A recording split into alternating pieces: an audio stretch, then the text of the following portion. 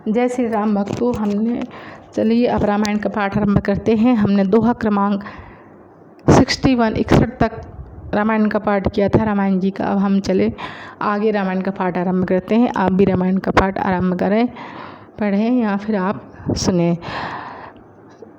आइए फिर सीताराम जी का आह्वान करते हैं एवं हनुमान जी महाराज का आह्वान करते हैं। रामा जय सुमिरत सिद्ध हो गणनायक करिबर बदने करहु अनुग्रह सोय बुद्धिराश भून सदन मुख होय वाचाल पंगु जड़े गिरिवर गैन जा सुकृपा सुदयाल द्रमो सकल कल मल्लन नील सरोवर श्याम तरुण अरुण वारिजने करहु सुम मूर्धाम सदा शीर सागर सैन कुंदिन समदेव मारमन करुणायन जाहि दीन परने करहु कृपा मर्दन मैंने बंदम गुरुपत कंज कृपा सिंधु नर रूप हरि महामोहद पुंजा सुचंद्र विकरण करे बंदो दुआ सत्य प्रेम जय राम पद विश्रुद्दीन दयाल प्रिय तंत्र ने प्रणव पवन कुमार खल बल पावक ज्ञान घने जा हृदय आगार बसहि राम सर चाप धरे राम कथा के रसिक तुम्हें भक्ति राशि मति धीर आय सुवासन लीजिए तेज पुंज कपिवीर सियावर रामचंद्र की जय पवन सुत हनुमान की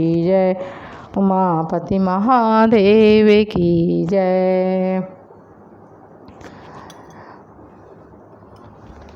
हनुमत डटे रहो आसन पर जब तक कथा राम की होए कयहुनि के मोरे मन भावा यह अनुचित नहीं निवत पठावा दक्ष सकल निज सुता बुलाई मेरे भयर तुम ही बिसराई। हनुमत डटे रहो आसन पर जब तक कथा राम की होए।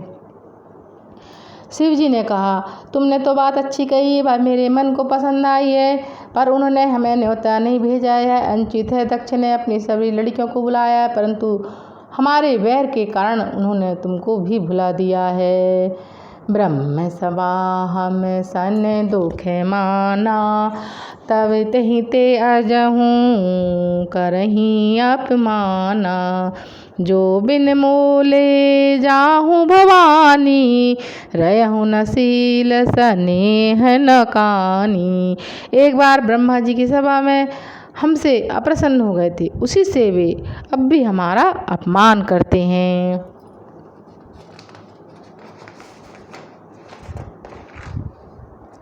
हे भवानी, जो तुम बिना बुलाए वहाँ जाओगी तो ना तुम्हारा सिर रहेगा, नहीं मर्यादा रहेगी। यद्यपि मित्र गुरु पितु गुरु गेहा जाहि बिन बोलहु न संदेहा तदपि विरोध मान जह कोई तहाँ गए कल्याण न होई। यद्यपि इसमें संदेह नहीं है कि मित्र स्वामी पिता गुरु के घर बिना बुलाए भी जाना चाहिए, तो भी वहाँ जहाँ कहीं विरोध कोई मानता है तो उसके घर जाने से कल्याण नहीं होता। भांति अनेक शंभु समझावा भावी वस न ज्ञान उर्हावा कह प्रभु जाहूँ जो भी नहीं बुलाए नहीं भली भांति हमारे भाई। शिव जी ने बहुत प्रकार से समझाया, पर होनहारवश सती जी के हृदय में बोध नहीं हुआ। फिर शिव जी ने कहा, यदि बिना बुलाए जाओगी तो हमारी समझ में यह बात अच्छी न होगी।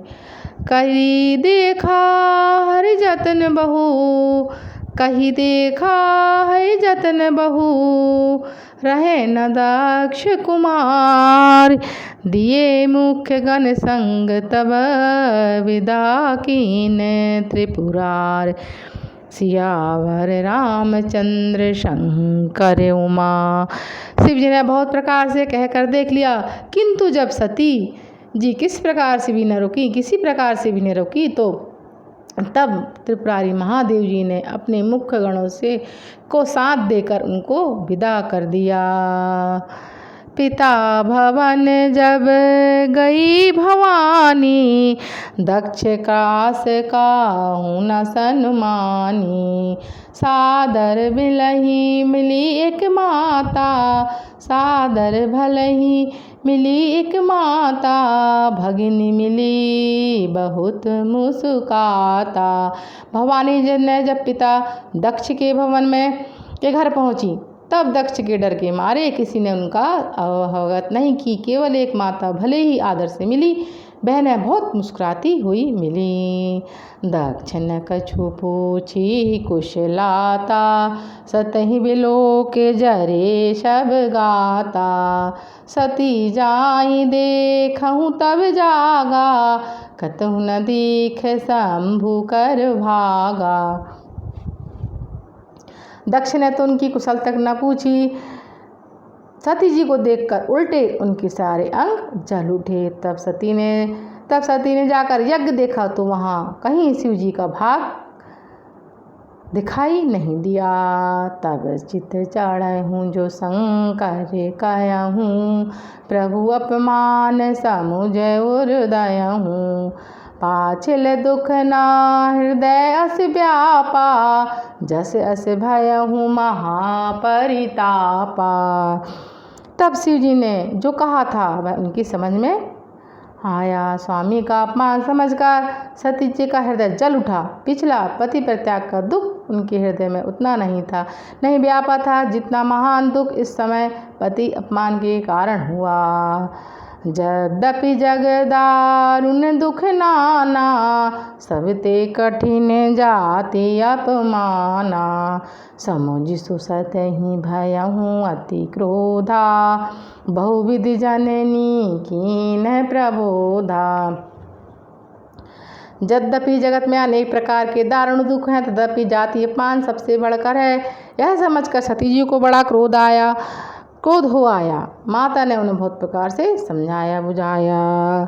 शिव अपमान न जाए सही, हृदय न होहि प्रबोध। सकल सबई हट की तब, बोली बचन सक्रोध। लखन सिया रामचंद्र शंकर उमा। परंतु उनसे शिव जी का अपमान नहीं सहा गया, इससे उनके हृदय में कुछ भी क्रोध नहीं हुआ। तब वे सारी सभा को हठपूर्वक डांट कर क्रोध भरे वचन बोले। सुनहूँ सभासद सकल मुनिंदा, कही सुनी जिने शंकर निंदा। सो फल तुरत लहब सब काहू, भली भांति पछताव पिताहू। हे सभासद सुनो, समूह ईश्वर सुनो, जिन लोगों ने यहाँ शिव जी की निंदा की है या सुनी है, उन सबको तुरंत ही फल मिलेगा। मेरे पिता दक्ष को भली भांति पछताएंगे। संत शंभु श्रीपति अपवादा, सुनहि जहाँ तहें असीमर जादा। कटहि तासु जीव सो बसाई, श्रवण मून न तो चलाही पराई। जहाँ संत शिव जी और लक्ष्मीपति विष्णु भगवान की निंदा सुनी जाए, वहाँ ऐसी मर्यादा है कि यदि अपना वश न चले तो उस निंदा करने वाले की जीभ काट ले, और नहीं तो कान मूंद कर वहाँ से भाग जाए। जगदात्मा महेश पुरारी, जगत जनक सबे के हितकारी। पिता मंद मतिंदत तेहि, दक्ष शुक्र संभव यह देहि। त्रिपुर दैत्य को मारने वाले महेश्वर भगवान संपूर्ण जगत की आत्मा हैं। वे जगत पिता और सबका हित करने वाले हैं। मेरा मंद बुद्धि पिता उनकी निंदा करता है, और मेरा यह शरीर दक्ष के ही वीर से उत्पन्न है। तजहूँ तुरत देह तेहि हेतु, उर्ध्व चंद्र मूल वृष केतु। अस कहीं जोग अगणित अनुजारा, भयहूँ सकल मख हाहाकारा। इसलिए चंद्रमा को लाट पर धारण इसलिए चंद्रमा पर ललाट धारण करने वाले वृषकेतु शिव जी को हृदय में धारण करके मैं इस शरीर को तुरंत ही त्याग दूंगी। ऐसा कहकर सती जी ने योग अग्नि में अपना शरीर भस्म कर डाला। सारी यज्ञशाला में हाहाकार मच गया। सती मरण सुनि शंभुगन लगे करन मख खीस। जग विध्वंस विलोक प्रभु रक्षा कीन मुनीस। सियावर रामचंद्र शंकर उमा। सती का मरण सुनकर शिव जी के गण यज्ञ विध्वंस करने लगी। यज्ञ विध्वंस होते देखकर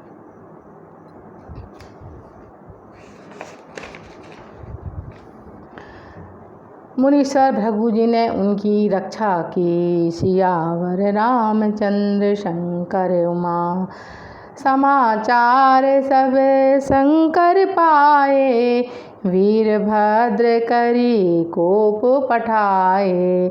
जग विध्वंस जाए तिन कीन्हा। सकल सुरन विधिवत फल दीना। ये सब समाचार शिव जी को मिले। तब उन्होंने क्रोध करके वीरभद्र को भेजा। उन्होंने वहां जाकर यज्ञ विध्वंस कर डाला और सब देवताओं को यथोचित फल दंड दिया। भेजग विदित दक्ष गति सोई। जस कछु शंभु विमुख के होई। यह इतिहास सकल जग जानी। ताते में संक्षेप बखानी। दक्ष की जगत प्रसिद्ध वह गति हुई जो शिव जी की द्रोह की हुआ करती है। यह इतिहास सारा संसार जानता है, इसलिए मैं इसे संक्षेप में कहता वर्णन किया है। सती मरत हरि सन वर मांगा। जन्म जन्म शिव पद अनुरागा। तेहि कारण हिमि गृह ग्रह जाई। जनमी पार्वती तनु पाई। सती जी ने मरते समय भगवान हरि से यह वर मांगा कि मेरा जन्म जन्म में शिव जी के चरणों में अनुराग रहे। इसी कारण उन्होंने हिमाचल के घर जाकर पार्वती के शरीर से जन्म लिया। पार्वती शरीर से जन्म लिया। जब ते उमा शैल ग्रह जाई।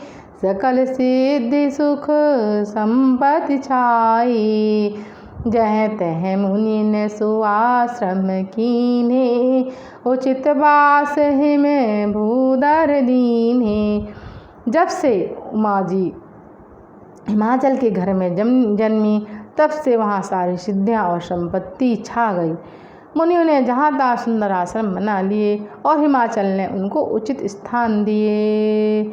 सदा सुमन फल सहित सब ध्रुव नव नाना जाति। प्रगटी सिंदर शैल पर मनिया कर बहुभांति। सियावर रामचंद्र शंकर उमा। उस सुंदर पर्वत पर बहुत प्रकार से नए नए वृक्ष सदा पुष्प फल युक्त हो गए और वहाँ बहुत तरह के मणियों की खानें प्रकट हो गई। बोलो सियावर रामचंद्र की जय।